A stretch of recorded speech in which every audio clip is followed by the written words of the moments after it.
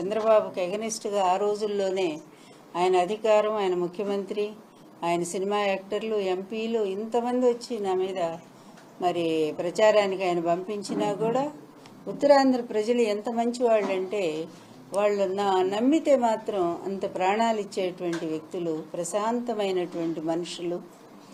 అలాంటి చోట ఇన్నేళ్లుగా కూడా ఈ ఉత్తరాంధ్ర ప్రాంతం అస్సలు అభివృద్ధికి నోచుకోలేదనేది వాస్తవమైనటువంటి విషయం. ఇది నేను చెప్పటం కాదు, మనకి శివరామకృష్ణ రిపోర్ట్ ఏం చెప్పిందంటే ఒక్క హైదరాబాద్ మాత్రమే అభివృద్ధి చెందుతూ ఉంది.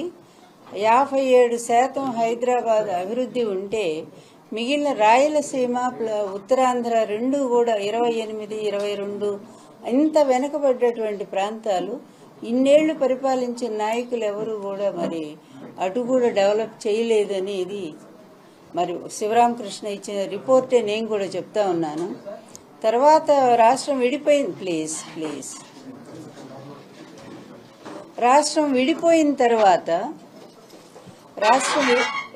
విడిపోయిన తర్వాత వచ్చిన చంద్రబాబు నాయుడు నేను హైదరాబాద్ లాగా డెవలప్ చేస్తాను అని చెప్పి నమ్మించి మోసం చేసి అప్పుడు మళ్ళీ ఇదే ముక్కోణం, ఇదే ముగ్గురుతో మరి కలిపి ఈ కంటెస్ట్ చేసి 600 హామీలు ఇచ్చి ఈ ప్రజలను కూడా మోసం చేయటం జరిగింది. మా కుటుంబాన్ని, ఎన్టీఆర్ని ఎలా వెన్నుపోటు పొడిచాడో అదేవిధంగా ప్రజలందరినీ వెన్నుపోటు పొడిచాడు. అమరావతిని ప్రత్యేకంగా వెళ్లిపోయి పాప మా పేదవాళ్ల భూములు ఎస్ఐన్ ల్యాండ్స్తో సహా లాక్కొని కొన్ని వేల ఎకరాలు ఆయన కట్టని రాజధాని కోసం 50,000 ఎకరాలు బలవంతంగా భయపెట్టి లాక్కొని కొంతమందిని ప్రలోభపెట్టి సేమ్ కమ్యూనిటీని ప్రలోభపెట్టి అన్ని విధాలుగా లాక్కొని పోనీ ఆయన ఏమైనా చేశాడంటే ఒక్క రోడ్డు కూడా అమరావతిలో వేయనటువంటి పరిస్థితి. తాత్కాలిక భవనాలు మాత్రమే కట్టి వదిలేశాడు. వర్షం వస్తే మునిగిపోయే భవనాలు కట్టాడు. ఇంత మోసం చేసినటువంటి చంద్రబాబు నాయుడు ఈ రాష్ట్రానికి అభివృద్ధి చేస్తాడా అంటే ఎవరికి కూడా నమ్మకం లేనటువంటి పరిస్థితుల్లో 2019 ఎలక్షన్స్లో ప్రజలందరూ కూడా తీర్మానించుకొని చాలా మంచి నిర్ణయం చేసుకుని ఇటువంటి మోసగాడు, ఇటువంటి వెన్నుపోటుదారుడు, మరి ఇటువంటి అవినీతి పరుడు, పైగా ఆయన అధికారంలోకి వచ్చి ఎంత దోపిడీ చేశాడు. ప్రతిదీ దోపిడీ. ల్యాండ్ మాఫియా, శాండ్ మాఫియా ఒకటేమిటి రెండేమిటి, దాదాపుగా 6 లక్షల కోట్ల అవినీతి జరిగింది ఈ రాష్ట్రంలో అనేది మేం చెప్పే మాట కాదు. మొత్తం సర్వే సంస్థలు చెప్తా ఉన్నాయి, సిఐడి చెప్తా ఉంది. పెట్టిన కేసులన్నీ కూడా ఉదాహరణగా నిలుస్తున్నాయి. ఆయన కొడుకు ఈ రాష్ట్రానికి చేసింది ఏంటంటే దోపిడీ మాత్రమే. ఈ నిన్న మాట్లాడిన మోడీ గారే ఆ రోజు వచ్చి పోలవరం మీద మాట్లాడారు. ఈయన ఏటీఎం లాగా పోలవరాన్ని వాడుకుంటున్నారు, మేం పంపించిన డబ్బంతా కూడా సొంత ఖజానా తరలించుకుంటున్నాడు అనే మాట కూడా వాస్తవం ఆ రోజు. ఈ రోజు మళ్ళీ పోలవరం కట్టలేదని ఆయన అంటాడు. 15,000 కోట్లు మేము ఇచ్చాము కానీ పోలవరం పూర్తి అవ్వలేదంటాడు. ఎందుకు పీఎం కూడా ఇంత దిగజారి మాట్లాడాడనేది మాకు కూడా ఇబ్బందిగానే అనిపిస్తూ ఉంది. ఎందుకంటే మొన్నటి వరకు కొంచెం మోడీ గారి పట్ల గౌరవం ఉండేది. ఎప్పుడైతే ఈ అవినీతి పరుడితో ఎన్ని తిట్లు తిన్నారో, ఇతని చేత ఎన్ని రకాల రాళ్లు వేయించుకున్నారో అమిత్ షా గాని ఈ మోడీ గారు గాని, మళ్ళీ అదే వీళ్ళు ఇతనితో కలిసి మరి ఏ విధమైన ఒప్పందం వాళ్ళ మధ్య జరిగింది ఇప్పటికీ మాకు అర్థం కావట్లేదు. వస్తుంది, అది కూడా బయటకు వస్తుంది. మళ్ళీ ఈ రోజు వచ్చి పోలవరం పూర్తి అవ్వలేదు, 15,000 కోట్లకు పోలవరం పూర్తి అవుతుందండి. పైగా పోలవరం ఎవరి టైంలో అది పాడైపోయింది. అందువల్ల అట్లా పాడైపోయినటువంటి పోలవరాన్ని అనుకున్న సమయానికి డబ్బులు ఇవ్వకుండా మరి కేంద్రమే కదండి 30 తిప్పలు పెడుతుంది. 55,000 కోట్ల రూపాయలు పోలవరం ప్రాజెక్టుకు అవుతుందని ఆ రోజు చంద్రబాబు నాయుడు గారే లేఖ రాశారు కదా. మరి ఈ రోజు 15,000 కోట్లకు పోలవరం ఒక మూలన్న అవుతుందా? అది అసలు ఆయన మాటల్లోనే ఒక అపహాస్యం, ఆయన మాటలే ఒక అబద్ధంగా నిన్న ఆయన క్రెడిబిలిటీ పోగొట్టుకొని పోయారు అంతే. మోడీ గారు ఈ రాష్ట్రానికి వచ్చి పూర్తిగా ఇంతకు ముందున్న మోడీ వేరు, ఇప్పుడు మోడీ వేరు, పక్క రాజకీయవేత్తగా మాట్లాడారు అనేది నిన్న వచ్చినటువంటి ఇది. సరే, అది అట్లా ఉంచితే ప్రజలు నమ్మించి మోసం చేసి మళ్ళీ అదే ప్రజల్ని వెన్నుపోటు పొడిచి వేల కోట్ల రూపాయలు దండుకొని రాష్ట్రాన్ని లూటీ చేసి ఏమీ చేయకుండా ఏ ప్రాంతం చూస్తే ఎక్కడేసిన గొంగళి అక్కడే ఉన్నట్టుగా ఉండిపోయినటువంటి పరిస్థితుల్లో చంద్రబాబు నాయుడిని ప్రజలే తీవ్రంగా ఓడించారు. ఆఖరికి ఈయన అనుకున్న అమరావతిలో కూడా ఓడిపోయినటువంటి పరిస్థితి. మంగళగిరి స్వయంగా కొడుకును పెట్టినా కూడా అక్కడ ఓడించారు ప్రజలు. అంటే ఎంత దుర్మార్గమైన పరిపాలన, ప్రజలు ఎంత బాధ అనుభవించారు అనేది స్పష్టంగా మనకు తెలిసింది. ఈరోజు అదేవిధంగా తర్వాత వైఎస్ జగన్మోహన్ రెడ్డి గారు పరిపాలనకు వచ్చారు. 19లో అసలు ఎలా అనుకున్నారంటే మళ్ళీ మేము పసుపు కుంకుమ పంచాము, అందువల్ల మేమే వస్తామని చెప్పి వాళ్ళు ప్రచారం చేసినా కూడా ప్రజలు ఎటువంటి ఓటండి అది నిజంగానే 151 సీట్లు, అదేవిధంగా 22 ఎంపీ సీట్లు ఇచ్చి అఖండమైన మెజార్టీతో వైఎస్ జగన్మోహన్ రెడ్డి గారిని గెలిపించారు. ఒక పక్క 45 ఇండస్ట్రీ, 45 ఏళ్ల ఇండస్ట్రీ అని చెప్పుకుంటూ తిరుగుతున్న ఆయన, ఇంకొక వైపు రాజకీయంగా ఆయన కొత్తగా వచ్చినటువంటి ఆయన, అయినా కూడా కంపేర్ చేసి చూశారు ప్రజలు. ఎటువంటి సంక్షేమ పథకాలు 2,70,000 కోట్ల రూపాయలు నేరుగా ప్రజల ఖాతాలకు అందించినటువంటి ఏకైక ప్రభుత్వం ఇంతవరకు భారతదేశ చరిత్రలోనే ఒక్క జగన్మోహన్ రెడ్డి ప్రభుత్వం అనేది ఈరోజు మేం చెప్పేది కాదు, నీతి ఆయోగ్ ప్రశంసిస్తూ ఉంది. కేంద్ర వివిధ సంస్థలన్నీ కూడా ప్రతి ఒక్కళ్ళు సర్టిఫికెట్ ఇస్తానే ఉన్నారు. పోలీస్ వ్యవస్థ నుంచి ఆర్బీకేల వరకు కూడా అందరూ కూడా కేంద్ర మినిస్టర్లందరూ కేంద్ర సంస్థల నుంచి ఆంధ్ర రాష్ట్రానికి అనేక సర్టిఫికెట్స్ వస్తానే ఉన్నాయి. అంటే అంత అద్భుతమైనటువంటి పరిపాలన. ఎందుకు ఇదే మోడీ గారు చాలా పొగిడారు, ఒక ఆంధ్రప్రదేశే నేను నమ్మదగిన పరిపాలన అని చెప్పి ఒక స్టేట్మెంట్ ఒకప్పుడు ఇచ్చారు ఆయన. ఈరోజు పాపం చంద్రబాబు నాయుడుతో చేయగలిపాడు కనుక మాట్లాడలేక ఏదో అన్నట్టుగా ఇక రాజకీయం ఎలక్షన్స్ కోసం మాట్లాడినట్టుగా అనిపిస్తుంది. అది వదిలేద్దాం, ఎందుకంటే ప్రజలేమి అమాయకులు కాదు, చాలా తెలివి మీరున్నారు ప్రజలు. ఇక ఉత్తరాంధ్రకు వచ్చేసరికి ఉత్తరాంధ్ర ప్రాంతం అంతా కూడా ఎవరి హయాంలో డెవలప్ అయిందంటే ఎన్టీఆర్ గారు ఉన్నప్పుడు 2 రూపాయల కిలో బియ్యం ఇచ్చి ఈ పేద వర్గాలను ఆదుకున్న మాట వాస్తవం. అదేవిధంగా వైఎస్ రాజశేఖర రెడ్డి గారు వచ్చాక మళ్ళా ఉత్తరాంధ్రకు కొంత దశ మారింది. ఆయన టైంలోనే మనకి ఈ పోలవరం కూడా కుడి ఎడమ కాలువలు కట్టింది వైఎస్ రాజశేఖర రెడ్డి గారి. అదేవిధంగా ఫీజు రీయింబర్స్మెంట్, అదే మరి తర్వాత ఆరోగ్యశ్రీ పథకం క్రింద ఎంతో మంది పేద విద్యార్థుల్ని అమెరికా కూడా పోయి చదువుకోగలిగిన స్థాయికి, ఉద్యోగాలు చేసే స్థాయికి మరి అంత స్థాయిలో తీసుకెళ్లింది కూడా వైఎస్ రాజశేఖర రెడ్డి గారే. వీళ్ళిద్దరి ఆదర్శాలను తను తీసుకొని ఈరోజు వైఎస్ జగన్మోహన్ రెడ్డి గారు అంతకంటే కూడా ఈ పథకాలను ఇంప్లిమెంట్ చేయటంలో ఈనాడు ప్లీజ్ అండి వెనకెవరు మాట ఈనాడు ప్రపంచ ఆర్థిక వ్యవస్థ అంతా కూడా కుదేలవుతుందండి. కరోనా అనేటువంటి ఒక భయంకరమైన 2 సంవత్సరాల రాక్షసి ఎంత భయంకరంగా ప్రజల్ని పీడించిందో, ఆర్థిక వ్యవస్థని తల్లక్రిందులు చేసిందో, అలాంటి ఆర్థిక ఇబ్బందుల్లో కూడా జగన్మోహన్ రెడ్డి గారు నిలబడి ఈ ఆంధ్ర రాష్ట్రాన్ని ఎక్కడా ఇబ్బంది లేకుండా, అంతకుముందు ప్రభుత్వ హాస్పిటల్స్ అంటే ఎలుకలు కొరగటం, లేకపోతే పాములు రావటం, ఇలా పిల్లలు చచ్చిపోవటం, ఇలాంటి పరిస్థితి నుంచి ఎన్ని మరి సెంటర్స్ ఆయన ఈ కరోనా సెంటర్స్ ఏర్పాటు చేసి ప్రజల్ని ఒక కంటిపాపులాగా వాలంటీర్ వ్యవస్థ అనేది ఆయన మానస పుత్రిక.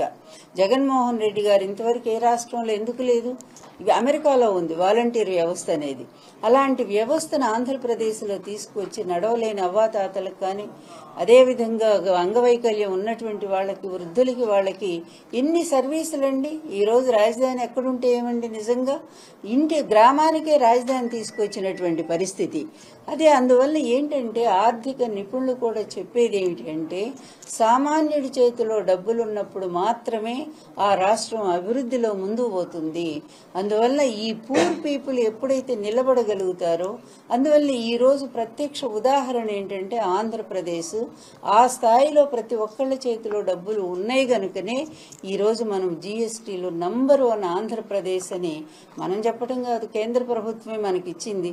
ఇన్ని ఒడిదుడుకులను పరిస్థితులను అధిగమించి ఇన్ని పరిస్థితులను ఎదుర్కొంటూ ఒక పక్కేమో కేంద్రం అరకొర నిధులు ఇస్తా ఉంటే దాన్ని కూడా సరి చేసుకుని అంతకుముందు పరిపాలనలో లోపం ఎక్కడుంది, ఈ డబ్బంతా కూడా వచ్చేటువంటి డబ్బంతా ఎడిపోతుంది, ఇంత పరిశీలన చేసుకుని ప్రతి పైసా కూడా ప్రజలకే చెందాలి అని.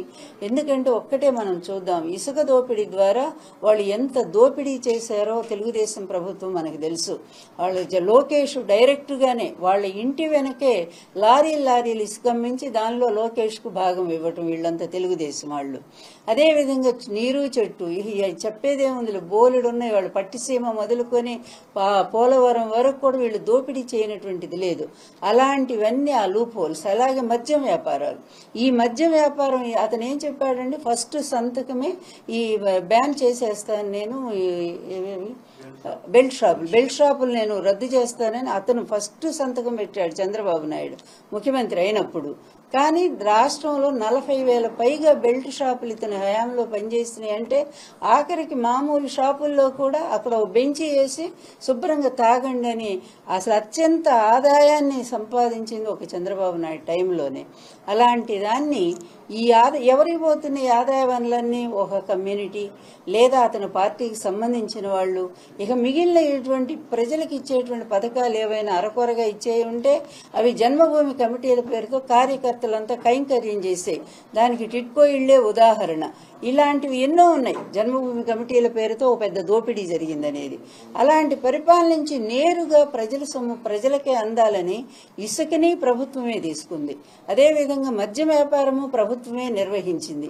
దాని మీద వచ్చే ఆదాయం ఏంటో కూడా లెక్కలు మొత్తం కూడా ప్రభుత్వం 700 కోట్లు ఇసుక మీద వస్తోంది. ఇదిగో మేము ఆదాయం సంపాదించాము, ఇదంతా గతంలో వాళ్ళ జేబుల్లో పోయింది, ఈ రోజు ఈ ప్రజల సంక్షేమానికి మేము వినియోగపరుస్తున్నామని చెప్పి ఇంత ధైర్యంగా ఇంత పారదర్శకంగా చేయగలిగినటువంటి ఏకైక ప్రభుత్వం జగన్మోహన్ రెడ్డి గారి ప్రభుత్వం అండి.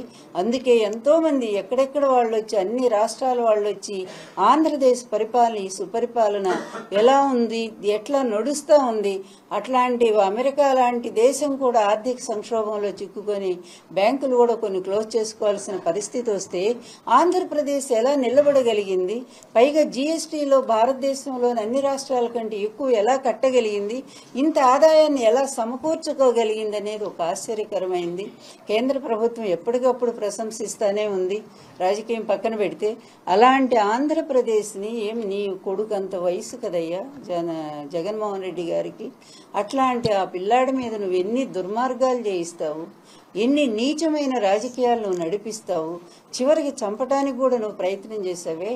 అంతకుముందే ఎయిర్పోర్ట్లో 2014-19లో ముందు అనుకుంటాను, ఎయిర్పోర్ట్లో ఆయన ఎవరు హర్ష చౌదరి, అతని పేరు ఏదో ఉంది, హర్షవర్ధన్ చౌదరి కదా, అతని ద్వారా ఒక కుర్రాన్ని పెట్టి ఆ రోజు వెంటనే ఇక్కడ జరగగానే అటాక్ వీళ్ళు మొదలు పెట్టేస్తారు. అదంతా కోడికత్తి ఆయనకు ఆయనే చేసుకున్నాడంట, ఆయనకు ఆయనే చంపుకోవాలని ప్రయత్నం చేశాడు. ఇంత దుర్మార్గం మొన్న కూడా చూసాము. మొన్న విజయవాడలో కూడా ఒక కుర్రాన్ని పెట్టేసి వాడు రాయేస్తే సూటిగా కూడా గూట్లో ఏది పక్షి గూళ్ళలో ఉండే గుడ్డును కొడతాడంట. వాడు అందులో ఎక్స్పర్ట్, వాడు ఒక విలువిద్యక ఏది అర్జున్ లాంటి వాడు అనుకుందాం మనము. అలాంటి వాడు ఎవడయ్యా అంటే బోండా ఉమాకి ఫాలో అయ్యారు అతను. అలాంటి అనుచరుని తీసుకొచ్చి అసలు సరిగ్గా సీఎం గారికి తగిలేట్టుగా అట్లాంటి వ్యక్తి చేత 2 సార్లు, మొదటిది ఫెయిల్ అయింది, రెండోసారి తీసుకొచ్చి మళ్ళీ వేయించారు. కొంచెం అదే అతను జగన్మోహన్ రెడ్డి గారు అన్నట్టుగా ఆ దైవం ఉన్నాడన్నట్టు ఆ దైవమే ముఖ్యమంత్రిని కాపాడింది ఆ సందర్భంలో. లేకపోతే కొంచెం క్రింద తగిలినా కన్ను పోయేది, లేకపోతే కొంచెం పక్కన తగిలినా కూడా కణతకు తగిలి ప్రాణం పోయేది. అది మేము చెప్పటం కాదు కదా, పోలీసు నిర్ధారించారు. ఇది హత్యా ప్రయత్నం చేశారు సీఎం గారి మీదని. పోలీసు ఏమి ప్రభుత్వ అధీనంలో లేరు కదా, ఈసీ అధీనంలోనే ఉన్నారు కదా. మరి ఇంత దుర్మార్గాలకు తెగబడేటువంటి ఈ వ్యక్తి ఈ రోజు వీళ్ళ ముగ్గురు కలిసి, ఈ పవన్ కళ్యాణ్ తర్వాత ఈ చంద్రబాబు నాయుడు, అతని కొడుకు లోకేష్, వాళ్ళ భాష ఎలా ఉందండి, ఒక నీచమైన, అసలు దిగజారిపోయి ఒక మామూలు పల్లెటూరు వాళ్ళు కాదు, రోడ్డు పక్కన అడుక్కునే వాళ్ళు కూడా మాట్లాడినటువంటి భాష మాట్లాడుతూ సీఎంను పట్టుకొని, అంటే సీఎం గారి గౌరవాన్ని మేము తగ్గించేస్తున్నాం, దానివల్ల ప్రజల్లో తగ్గిపోయి మాకే ఓట్లేస్తారు అని వాళ్ళు భ్రమపడతా ఉన్నారు. కానీ ప్రజలు ఎంత అసహించుకుంటున్నారంటే ఎప్పుడు ఈ గజ్జెమూకని రాష్ట్రం నుంచి బయటికి పంపాలా అని చెప్పి ప్రజలు అంత కక్షతో ఉన్నారనేటువంటి విషయాన్ని వీళ్ళు గమనించకపోవటం వాళ్ళ దురదృష్టం. ఎందుకంటే వాళ్ళ పచ్చ మీడియా ఎప్పుడు కూడా ఈ విధంగానే వాళ్ళ ఆకాశంలో కూర్చోబెట్టి ఒక్కసారి పై కింద పడేస్తూ ఉంటుంది. అందువల్ల ఈ రోజు కూడా వాళ్ళు ప్రవర్తిస్తున్నటువంటి తీరు, ఈ రోజేదో మేము కూటమిగా ఏర్పడ్డాము, మళ్ళా ఎన్డీఏతో మేము అంటగాగుతున్నాం, మీకు తాత్కాలికం కొన్ని ప్రయోజనాలు అయితే వనగోరవచ్చు. ఇప్పుడు ఏదంటే కొన్ని చూడండి, పక్కనున్న రాష్ట్రంలోనేమో విడుదల చేశారు రైతు బంధు ఏదో ఆ పథకానికి నిధులు. మరి అదేవిధంగా ఆంధ్ర రాష్ట్రంలో కూడా 5 ఏళ్ల నుంచి ఇస్తున్నటువంటి ఈ పథకాలకు సంబంధించి పిల్లలకి ఇవ్వాల్సిన డబ్బు విద్యాదీవెన అనుకుంటాను, ఇలాంటివన్నీ కూడా ఉన్నాయి కదా 3-4. ఈ పథకాల డబ్బు వెంటనే ఆపించాడు చంద్రబాబు నాయుడు. అన్నిటినీ మించి పాపం ఇళ్లకెళ్ళి వాళ్ళకి ఇచ్చేటువంటి నెల ఫస్ట్ వచ్చేసరికి పెన్షన్లు అందించే వాలంటీర్ వ్యవస్థని ఈ నిమ్మగడ్డ రమేష్ ఒక క్యాన్సర్ గడ్డలాగా ఈ ఆంధ్రప్రదేశ్కి వచ్చాడు. ఏం ఐఏఎస్లండి, మీ చదువులు తగలబెట్టనా? ఎందుకండి మీ చదువులు? అంతంత చదివారు అంటే ఎంత బాధ్యతగా ప్రవర్తించాలి. అలాంటి వాడు ఎంత హీనంగా లాస్ట్ ఎలక్షన్స్ అప్పుడు కూడా స్థానిక ఎన్నికల్లో అతను ఎట్లా ప్రవర్తించాడో, అతని ఉత్తరాలు, అతనంతా చంద్రబాబుకి ఎంత అమ్ముడుపోయాడనేది ఆ రోజు కూడా మేము విమర్శించాం. ఈ రోజు ఇంకా అంతే, ఎంత అమ్ముడుపోయాడో నిజంగా వచ్చాక వీళ్ళందరి మీద ఎంక్వైరీ వేయాల్సిన అవసరం ఉంది కూడా. అసలు అట్లాంటి వాళ్ళంతా వచ్చారు మేధావులు, కులం ముసుగులో మేధావులంతా తయారైపోయి ఏం చేస్తున్నారంటే ఈ మేధావులు ఆ పేద వర్గాల నోట్లు మట్టి కొడతా ఉన్నారు వాళ్ళని. 40 మంది దాదాపుగా ముసలివాళ్ళు చచ్చిపోయారే, మీ ఇళ్ళలో తల్లిదండ్రులు లేరా, పెద్దవాళ్ళు లేరా? మీరు అడ్డదారిలో నల్ల డబ్బు సంపాదించి మీ వాళ్ళని సుఖపెట్టవచ్చు కానీ ఈ పేదవాళ్ళకి ప్రభుత్వమే కదా అండాదండ. పాపం ఆ వాలంటీర్లు 5,000 రూపాయలు పనిచేస్తూ సేవా దృక్పథంలో చేస్తున్నటువంటి వాలంటీర్ల మీద ఇంత నిప్పులు గక్కి పవన్ కళ్యాణ్కి ఏమైనా వ్యక్తిత్వం ఉందా? సొంత ఆలోచన ఉందా? అసలు అతనికి ఏమైనా? చంద్రబాబుకు ఒక బానిసలాగా బతుకుతున్నటువంటి నువ్వు కూడా మాట్లాడితే ఎట్లా? ఇక మాట్లాడటమే రానటువంటి లోకేష్, అతనికి ఏమీ తెలియదు. ఒక సర్టిఫికెట్ అంటే ఏదో కొనిచ్చాడు, మీ నాన్న డబ్బులు ఉన్నాయి గనక మేనేజ్ చేశాడు. 1వ క్లాస్ కూడా పాసుగాలి, మాకు తెలుసు ఆ సంగతి. అట్లాంటి వాడు కూడా వచ్చి సీఎంని ఇష్టం వచ్చినట్టుగా వరే అని ఇంత హీనమైన భాషలో మీ సంస్కారాలు, హింసావాదాన్ని రెచ్చగొట్టడం, సీఎంను చంపడానికి ప్రయత్నం చేయటం అంటే ఎట్లయినా సరే అడ్డదారులు ఎన్టీఆర్ని చంపాం కదా, అదేవిధంగా సీఎం జగన్మోహన్ రెడ్డి గారిని కూడా చంపేస్తే ఇక మాకు ఏమి నిరాటంకంగా ఉంటుంది, ఈ రాష్ట్రంలో అడ్డమే ఉండదు మాకు, మేము మళ్ళా ఎన్నేళ్లైనా మా ఇష్టం, ఈ తిక్కలాన్ని తీసుకొచ్చి మళ్ళా నేను ముఖ్యమంత్రిని చేసుకుంటాను నా కొడుకుని అనేటువంటి ఒక దురాశతో 75 ఏళ్ల ముసలాడు ఇప్పటికి కూడా ఇదే కుట్రలు, ఇదే కుయుక్తులు వన్నుతూ నీచమైన భాషతో తిరుగుతూ ఉన్నాడంటే ఎక్కడైనా ఒక పొలిటీషియన్ ఏం చెప్పుకుంటాడు? నా 5 ఏళ్లలో లేదు, నా 14 ఏళ్ళు అని చెప్తున్నాడు కదా, నేను సెల్ ఫోన్ కనిపెట్టాను, లేకపోతే హైదరాబాద్ నేనే పునాదేసి కట్టాను, ఇలాంటి పిచ్చి మాటలు పక్కన పెట్టి నువ్వు పిచ్చివాడిని తేల్చారు. వాటి వల్ల ప్రయోజనం ఏం లేదు. వాటిని కాకుండా నీ 14 ఏళ్ల పరిపాలనలో ఆంధ్రప్రదేశ్లో ఉమ్మడి రాష్ట్రంలో కానీ ఇక్కడున్న ప్రత్యేక రాష్ట్రంలో కానీ నువ్వు సాధించింది ఏంటి, నువ్వు చేసింది ఏంటి? ఒక్క పని ఎందుకు చెప్పలేకపోతున్నారు మీ ముగ్గురు కూడా? ఆయన 3 మంత్రి పదవులు తీసుకున్నాడు కదా లోకేష్, ఆయన చేసేది ఏంటయ్యా అంటే ఈ మంత్రి పదవులు తీసుకొని మొత్తం కూడా ఐటీడీపీ పెట్టుకొని కొంతమంది ఇంజనీర్ ఫ్రెండ్స్ని పెట్టుకొని వాళ్ళకి 3 నెలలకి 2 లక్షలు 3 లక్షలు జీతాలు ఇస్తూ దాదాపు 300-400 మందిని సోషల్ మీడియాలో ఆడవాళ్ళని క్యారెక్టర్ అసాసినేట్ చేయడానికి వాళ్ళ తెలివితేటలను ఈ విధంగా ఉపయోగిస్తున్నారు. నిజమైన సంఘ విద్రోహులు ఈ చంద్రబాబు అండ్ కో గదా. ఇలాంటి వాళ్లతో బీజేపీ పొత్తు పెట్టుకోవడం అంటే ఎంత అసహ్యంగా అనిపిస్తుందో అది ఆ బీజేపీ వాళ్ళకే తెలియాలి. ఎందుకంటే వాళ్ళంతా దిగజారుడు రాజకీయాలు చేస్తున్నారంటానికి ఇది పరాకాష్ట ఆంధ్రప్రదేశ్లో. ఇక పురంధరీశ్వర్ ఉంది, ఆవిడ మహా ఇదనమాట. అంటే చెప్పాలంటే ఏదో నేతి బీరకాయల నెయ్యిలాగా ఆవిడ మంచితనంలో కూడా అంత చెడ్డతనం ఉంది. తండ్రి వెన్నుపోటులో ఆమె ప్రధాన సూత్రధారి. ఈ రోజు కాదు, నేను ఎప్పటి నుంచో చెప్తూనే ఉన్నాను. ఆ రోజు చంద్రబాబుకి తండ్రిని వెన్నుపోటు పొడిచి దింపటంలో సహాయం చేసింది. భర్త వెళ్ళనన్నా కూడా బలవంతంగా తోసి వైస్రాయ్ హోటల్కి పంపిందే ఆవిడ. ఈ రోజు మళ్ళీ బావకు సహాయంగా వచ్చి జైల్లో ఉండేటువంటి వాడిని మళ్ళీ తీసుకెళ్లి వాళ్ళ కొడుకుని మరి బీజేపీ పెద్దలతో మాట్లాడి వాళ్ళకి అక్కడ ఏం జరిగిందో మనకు తెలియదు. ఆ కాంప్రమైజ్ ఏంటనేది, వాళ్ళకి ఏ విధమైన ఆఫర్ ఇచ్చారో అది వస్తాయి ఎప్పుడో ఒకప్పుడు బయటికి.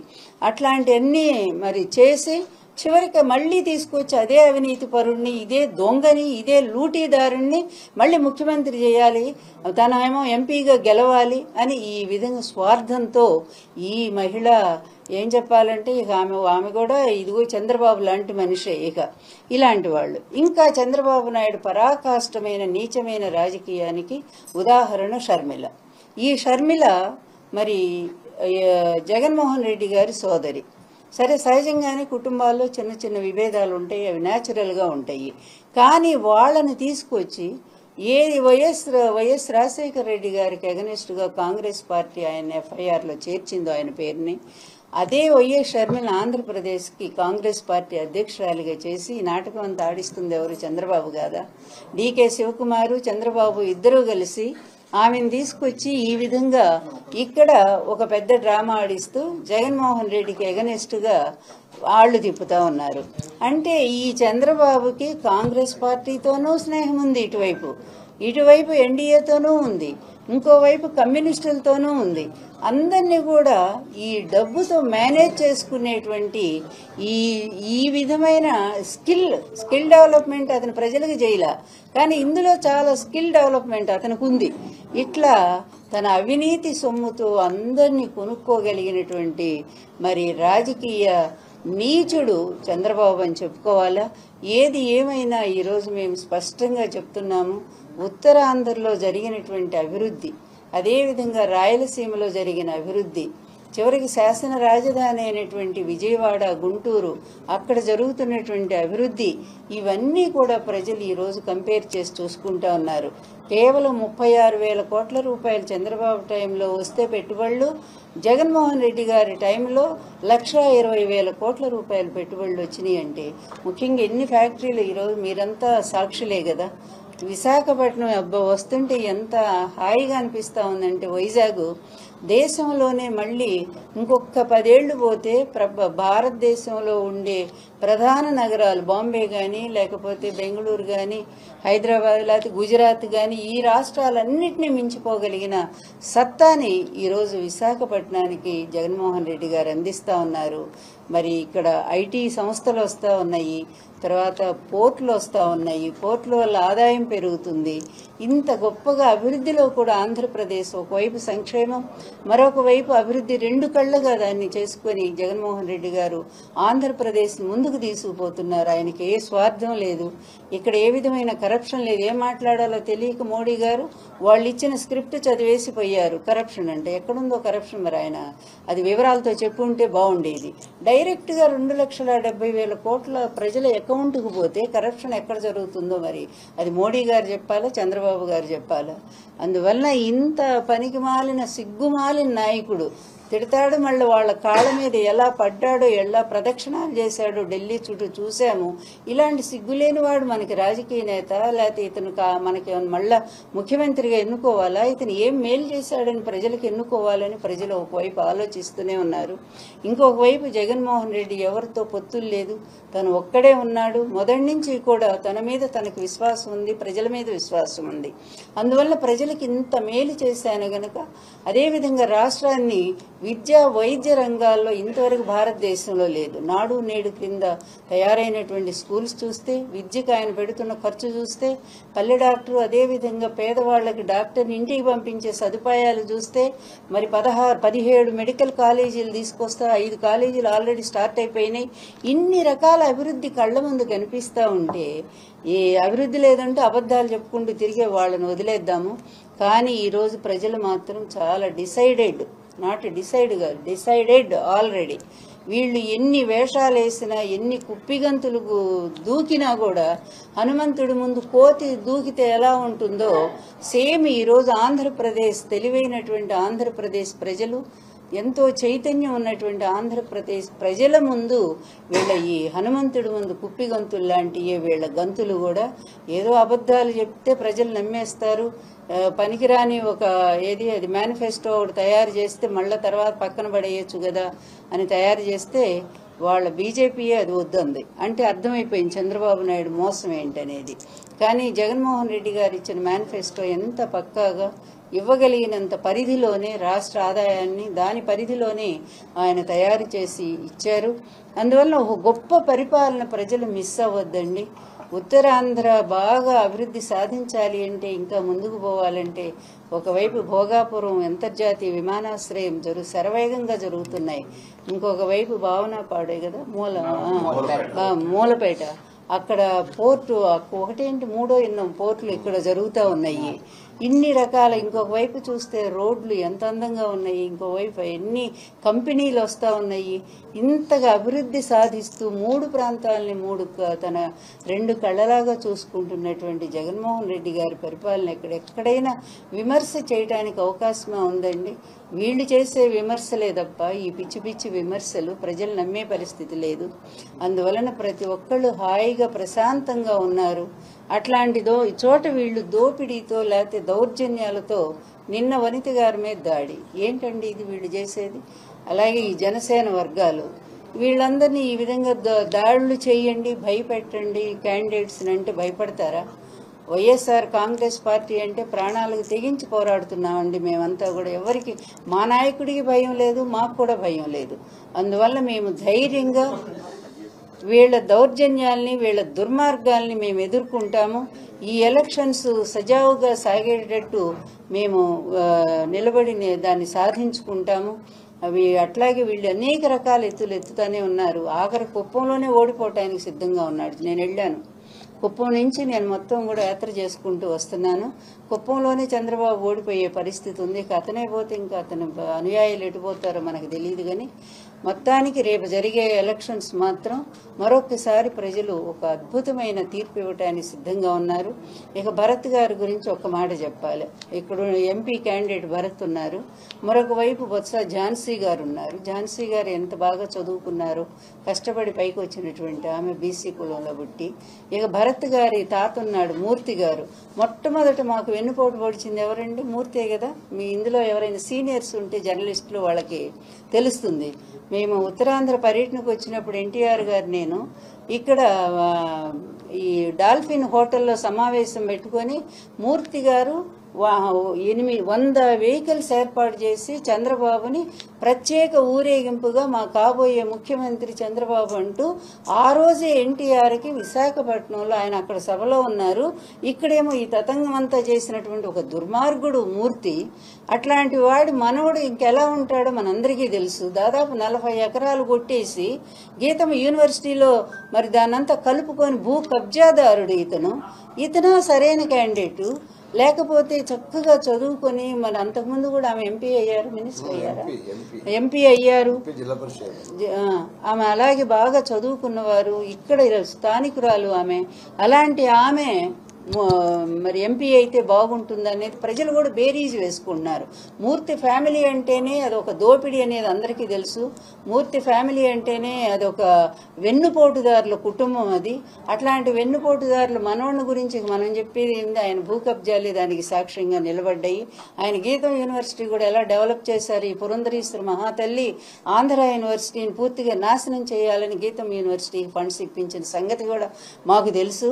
ఆంధ్ర విశ్వ కళా పరిషత్తు మరి అట్లాంటి గొప్ప యూనివర్సిటీనే వీళ్ళు అదొక దెయ్యాల దెబ్బలాగా మార్చడానికి వీళ్ళ దుర్మార్గం కోసం, వీళ్ళ గీతం యూనివర్సిటీ కోసం ప్రయత్నం చేసిన సంగతి మేము మర్చిపోయాం అనుకుంటున్నారా? అలాంటి ఆంధ్ర యూనివర్సిటీని మళ్లీ కూడా ఈరోజు నిలబెట్టుకున్న పరిస్థితి ఈ ప్రభుత్వంలోనే జరిగింది. అందువల్ల దుర్మార్గులను తరిమి కొట్టండి దయచేసి. ఉత్తరాంధ్ర ప్రజలు వాళ్ళ మంచితనంతోనే, మనం ఎవరితో దౌర్జన్యాలు దిగక్కర్లేదు.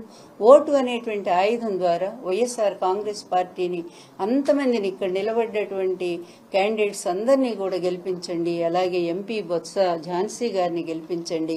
గెలిపించి మంచి మళ్ళా ఉత్తరాంధ్ర నెక్స్ట్ మన రాజధాని ఇదే. సీఎం గారు అదే చెప్పారు, నేను ఇక్కడే ప్రమాణ స్వీకారం చేస్తానన్నారు. ఇలాంటి విశాఖపట్నాన్ని ప్రపంచం పటంలో మనం పెట్టుకుందాం, గొప్ప రాజధానిగా మనం తీర్చుకుందామంటే జగన్మోహన్ రెడ్డి గారు అయితేనే, లేకపోతే మళ్ళీ భూ కబ్జాదారులు వస్తారు. అందుకనే ఉత్తరాంధ్ర ప్రజలు మరి వైఎస్ఆర్ కాంగ్రెస్ పార్టీకి ఓటు ఇచ్చి మీరు మీ మంచితనాన్ని నిరూపించుకోండి. మళ్ళీ ఒక అద్భుతమైన పరిపాలన, మళ్ళీ మీకు జరిగే న్యాయం, సంక్షేమ పథకాలన్నీ కూడా కంటిన్యూ అవుతాయి. మళ్ళీ వాలంటీర్ వ్యవస్థ వస్తుంది. వృద్ధులు అంగవైకల్యం ఉన్న వాళ్ళంతా కూడా మళ్ళీ క్షేమంగా వాళ్ళ ఇంట్లోనే ప్రశాంతంగా ఉండే ఒక వాతావరణం ఏర్పడుతుంది. అది ఒక్క జగన్మోహన్ రెడ్డి గారి వల్లే సాధ్యపడుతుంది. ఒక్క నిమిషం కూర్చో,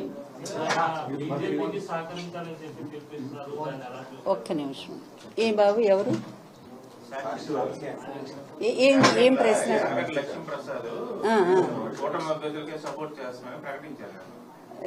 ఇక ఆ మహానుభావుని గురించి చెప్పాలి ఒక మాట. ఇప్పుడు అడిగారు గనుక, లేకపోతే అతని అప్రస్తుత ప్రసంగం మాకు నిజంగా కూడా అంత చెప్పాల్సిన అవసరం, అపరిచితుడని పేరు పెట్టవచ్చు అతనికి. ఎందుకంటే ఎక్కడ ఏ వేషం వేయాలో అతనికి తెలిసినట్టు ఇంకెవరికి తెలియదు. ఒక్క పుస్తకం కూడా రాయలేని వాడు పద్మభూషణ్ బిరుదులు తెచ్చుకున్నాడంటేనే దాన్ని బట్టి మనం అర్థం చేసుకోవచ్చు ఎంత మాయగాడంటే. ఎన్టీఆర్ దగ్గర చేరి, అంతకుముందు రాధాకృష్ణన్ ఆయన ఉండేవాడు, ఆయన హిందీ నేర్పడానికి, ఆ రోజులు నేషనల్ ఫ్రంట్ చైర్మన్ కదా ఎన్టీఆర్ గారు, హిందీ నేర్చుకోవడానికి ఆయన ఎట్లా పక్కకు పంపించాడో తెలియదు, కానీ నేను రాలేదు అప్పటికి. తర్వాత ఈయన చేరిపోయాడు ఆ స్థానంలో. చేరిపోయి ఇంట్లో ఒక మెంబర్లా, కొడుకులాగా చూశాడు ఎన్టీఆర్ గారు. మా పెళ్ళైనా కూడా మేమెంతో రోజు మాతో పాటు భోజనం చేసేవాడు వచ్చి. ఈ చేత్తో కుక్కు అంటే వంటబ్బాయి రాని రోజులు నేను వంట చేసి పెట్టాను. అలాంటి వాడు మా చేతి తిండి తినే మాకే ద్రోహం చేశాడు. ఆ రోజు ఈ వీళ్ళందరూ హరికృష్ణని రెచ్చగొట్టి తండ్రి మీద ఆయనకు ఎగనెస్ట్గా ప్రజల్లోకి పంపించింది ఇదే యార్లగడ్డ లక్ష్మీప్రసాద్. అంటే అదే చంద్రబాబుకి కోఆపరేట్ చేసి, అంటే సహాయపడి పూర్తిగా కుటుంబాన్ని చీల్చటంలో కూడా ప్రధాన పాత్ర పోషించింది ఈ యార్లగడ్డ లక్ష్మీప్రసాద్. అంత నయవంచకుడు, అంత నీచుడు మరొక్కడెక్కడా కూడా లేడు. ఎందుకంటే ఎవరు అధికారంలో ఉంటే వాళ్ళు పోతాడు. ఇప్పుడు బీజేపీ అధికారంలో ఉంటే వాళ్ళ మీద పుస్తకాలు రాస్తాడు, బీజేపీలో పదవులు తెచ్చుకుంటాడు. అదే కాంగ్రెస్ అధికారంలో ఉంటే దాసరి నారాయణరావు లాంటి వాళ్ళని పట్టుకుంటాడు, వాళ్ళ ద్వారా మరో పదవి తెచ్చుకుంటాడు. ఈ విధంగా అతని బ్రతుకంతా కూడా ఇలా పంచల్లో అటు ఇటు కాకులు తిరుగుతూ ఉంటాయి. అట్లా ఆ పంచ ఈ పంచ పరాన్న జీవి అంటారు. అంటే ఎక్కడ కాస్త ఇది మెతుకులు కనపడితే అక్కడికల్లా పరిగెత్తే రకం అది. అలా ఎవరు అధికారంలో ఉంటే వాళ్ళ పుస్తకాలు రాస్తానంటూ పోయి వాళ్ళ ప్రాపకం సంపాదించి ఏదో ఒకటి, ఒక బిరుదో లేకపోతే ఏదో ఒకటి సంపాదించుకుంటాడు. మళ్ళా అదేవిధంగా అసలు అతనికైనా వైఎస్ఆర్ కాంగ్రెస్ పార్టీ సంబంధం ఏంటండి? వైఎస్ఆర్ కాంగ్రెస్ పార్టీ అధికారంలో రాగానే చెల్మేశ్వరు జడ్జి, రిటైర్డ్ జడ్జి చెల్మేశ్వర్ గారిని పట్టుకొని మళ్ళా వచ్చేసాడు. వచ్చి సినారే గారి మీద ఒక కవిత చదివి, పాపం ఎందుకంటే మంచి అబ్బాయి జగన్మోహన్ రెడ్డి, ఎంత ఉత్తముడంటే అతనికి ఈ కుట్రలు కుయుక్తులు అతనికి తెలియదు. ఏదైనా స్ట్రైట్ ఫార్వర్డ్ అతను. తెలియక ఇతను చాలా గొప్పవాడు సాహిత్యంలో, అది ఇది, ఇతను మనకు వస్తానంటున్నాడు, ఇతనికి ఒక పదవి ఇస్తే చాలా బాగుంటుందని వాళ్ళ చేత చెప్పించుకొని ఫస్ట్ మా అందరికంటే ముందే అధికార భాషా సంఘం తీసుకొని క్యాబినెట్ ర్యాంక్ తీసుకొని ఎంత ఫండ్స్ కూడా ఎంత మిస్యూజ్ చేశాడో. అమెరికా లాంటి దేశాల్లో నేను తెలుగు భాష గురించి ప్రచారం చేసేది ఏం లేదు, తాగి పడిపోవటం తప్ప. అలాంటి వాడు మళ్ళీ మా పార్టీకి ద్రోహం చేశాడు, వెన్నుపోటుదారుడు. ఇతను ఎప్పుడంతే ఎన్టీఆర్కి వెన్నుపోటుదారుడే, అందరికీ వెన్నుపోటుదారుడే. ఎవరు పచ్చగా ఉంటే వాళ్ళ దగ్గరికి పోతాడు. ఈ విధంగా ఈ రోజు కూడా మా పార్టీకి ద్రోహం చేసి వెళ్ళిపోయాడు అతను. వెళ్ళిపోయిన వాడు ఇప్పుడు మళ్ళీ బీజేపీ, అక్కడ గవర్నమెంట్ ఉంది కనుక మళ్ళీ బీజేపీలో చేరాడో మరి సపోర్ట్ చేస్తున్నాడో మాకు తెలియదు. కానీ ఇంత నీచమైన స్వభావం కలిగిన వాడు, ఈ పంచ తిరిగే ఒక కాకి లాంటి వాడు యార్లగడ్డ లక్ష్మీప్రసాద్. అందరికీ తెలుసు అతని వ్యక్తిత్వం ఏంటనేది. అతను తెలుగు భాషకు చేసిన సేవ ఏమీ లేదు. పోనీ 4 ఏళ్లు ఉన్నాడుగా, ఏం చేశాడు అడగండి. చేసింది ఏమీ లేకపోగా ప్రభుత్వ సొమ్ము తేరగా తిన్నటువంటి వ్యక్తి అతను. ఆ ప్రభుత్వానికే మళ్ళా ద్రోహం చేసి ఈ రోజు వెళ్లిపోయినటువంటి వాడు. అతని గురించి మనం ఎంత తక్కువ మాట్లాడుకుంటే అంత మంచిది. నేను ఎప్పుడు అతని పేరు కూడా ప్రస్తావించలా. ఈ రోజు మీరు ప్రశ్న అడిగారు కనుక నేను చెప్తున్నాను, ఇలాంటి క్రెడిబిలిటీ లేని వ్యక్తులు ఏం మాట్లాడినా కూడా అవి మమ్మల్ని కనీసం కూడా, ఆఖరికి షర్మిల ఇంట్లో అమ్మాయి మాట్లాడితేనే ప్రజలు పట్టించుకోవట్లేదు, పిచ్చి దాని క్రింద చూస్తా ఉన్నారు. అలాంటి వాడు ఇతను ఒక పెద్ద లెక్క, ఇతను అసలు మనిషి క్రింద లెక్క కాదు మాకు మాత్రం.